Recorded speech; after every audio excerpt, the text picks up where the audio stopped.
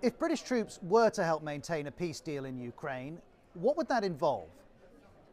Ukraine's President Zelensky says, "I have a map that shows 110,000 foreigners." One former head of the military alliance NATO estimates a force of between 50 and 100,000. Whatever the number, it would be substantial. And it's not clear which European countries would send troops. Poland indicates it wouldn't. Germany says the question is completely premature. France has previously said we do not discard any option. And while the UK is willing, the numbers look difficult.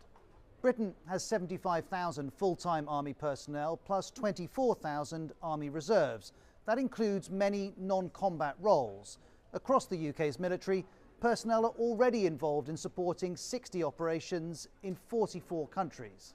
A deployment in Ukraine could dwarf these commitments, and that may not be realistic. Frankly, we haven't got the numbers and we haven't got the equipment to put a large force onto the ground for an extended period of time at the present moment. In the 90s, British troops were part of a UN peacekeeping mission in Bosnia. In the early 2000s, they supported a UN force in Sierra Leone. But what's being considered in Ukraine is very different. It'd be much bigger, it wouldn't be a UN mission or a NATO mission either. The US Defense Secretary is clear. Any force won't be protected by NATO's principle of collective defense. And then there's Russia. It says the appearance of troops from NATO countries in Ukraine as part of any peace deal is completely unacceptable.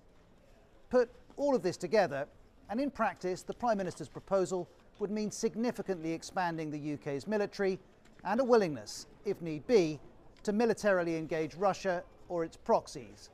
It's an acknowledgement of how much has changed.